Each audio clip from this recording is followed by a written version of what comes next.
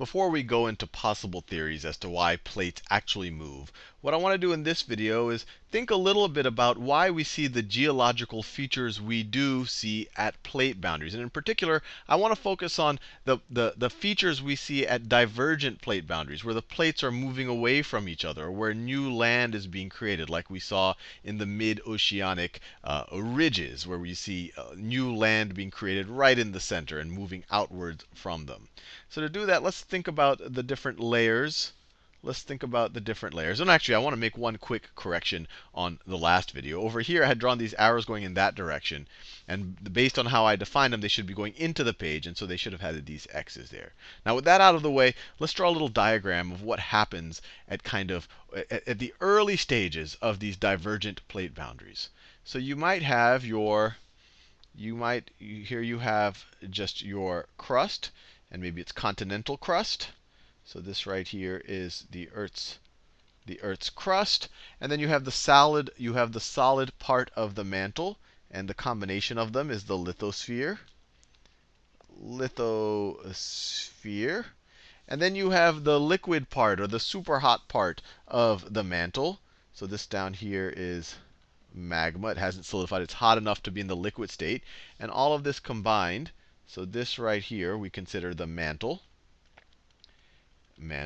Now, there's some debate, and we'll talk about this in the next video, of how hot spots actually form. It could be these mantle plumes that start at the border between the mantle and the core. It could be some type of convection currents in the actual mantle. We'll talk more about that in the next video, or maybe a few videos from now. But let's take it for granted that hot spots form in the mantle. So let's say we have an area of magma right here that is particularly hot. Let me draw it. Let me do this in another color. I'll do it in pink. So this is particularly hot magma here. And we know, or maybe we don't know, well, you know right now, if you take the same material and you make it hotter, it's going to become less dense, because the particles essentially are going to bump into each other with more kinetic energy and have more space in between them. And so this really hot part of the magma, or this really hot part of the mantle, it is going to move upwards. It is going to move upwards because it is less dense. It will have buoyancy. And as it moves upwards, it'll heat up the things around it, and it'll eventually make its way into the lithosphere. And it'll kind of be able to break through the lithosphere because it's so hot, it can kind of melt its way through. So let's fast forward this. Let's fast forward this a little bit. So this is step 1 up here.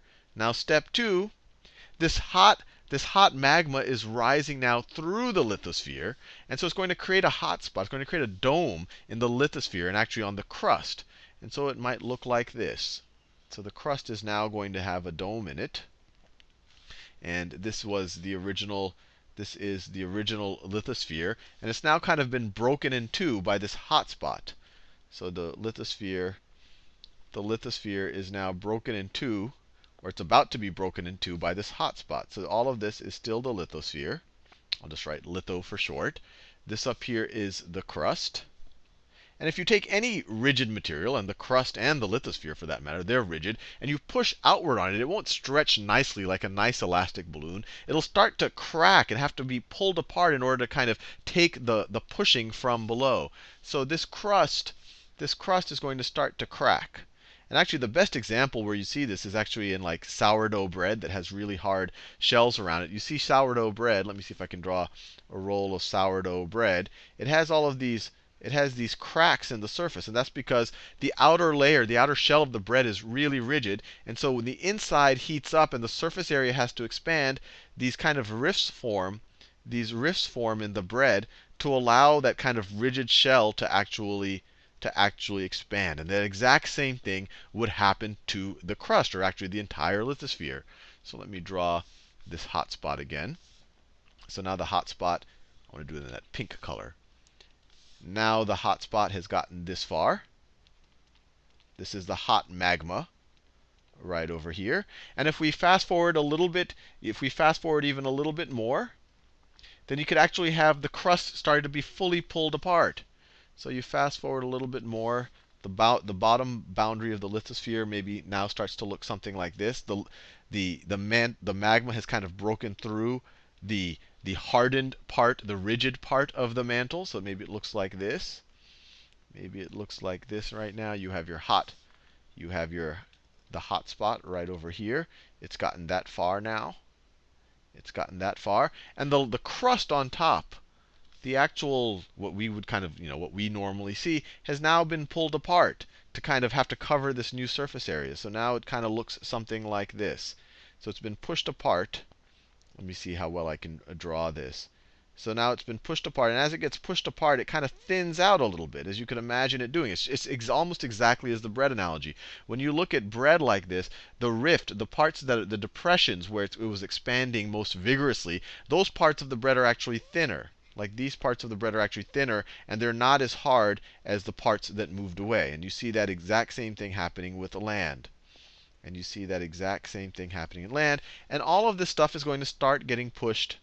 All of this stuff is continuously getting pushed outward, essentially to kind of make space for this hotspot. Now, at this step right over here, you might have a volcano or two, but more important, you're going to have what's called a rift valley. Right now, we're assuming that we're not below sea level yet, or we're assuming that this kind of depression in the land that you see here hasn't come in contact with another body of water. And so it'll just kind of become a little valley in between higher land. And you actually see that on Earth. And the most famous is the African Rift Valley that's right about this region here. Actually, I have a better diagram that depicts the African Rift Valley right over here. It's this whole region of Africa is actually kind of a big valley created by a hotspot, right over there. Now, as the hotspot kind of keeps maturing, eventually some of the rift will become so depressed that it'll actually be below sea level. Remember, all of this land up here is being stretched apart. So let me go to the next step. The next step will be right over here.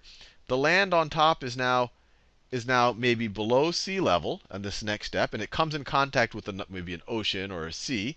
And so now it might look like this. So now the land is super thin on top. Do my best to draw it. So it's super thin on top, and remember, it's kind of keeps getting pulled apart. It keeps getting pulled apart from this bubble of hot magma that's coming up from below. Let me draw it like this. This is all solid rock here. What I drew in orange is the crust. This is kind of the rocky part. And actually, I shouldn't draw it. This is the rocky part of the mantle. So the combination is the lithosphere.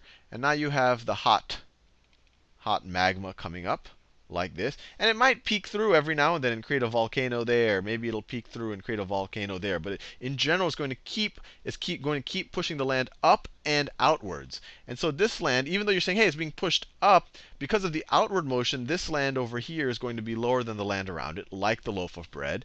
If it gets low enough and comes in, and below sea level actually, and it comes in contact with a body of water, or even if it doesn't actually, water will start to gather over there. Water will start to gather. And once again, we actually see that in the rift forming between the African and the Arabian plates. The Red Sea is actually an example of exactly that. The Arabian plate is moving away from the African plate because of this hotspot. This is pushing all of the land up and out right over here.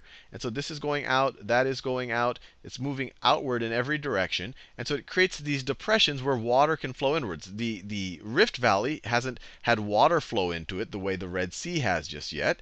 But if it kept happening, eventually it's going to get low enough so that the water will flow into it. So the Red Sea is exactly that. You essentially have the Indian Ocean flowing into this rift that formed from this hot spot. And then if you fast forward a bunch, so that finally the magma can kind of surface. So let's fast forward from even this point even more. So let's fast forward even more. And let's say now the land has been pushed a good bit apart. Now the hot spot is actually surfaced. Now the crust might look something like this. The crust might look something like this. So it's been pushed apart a good bit at this point.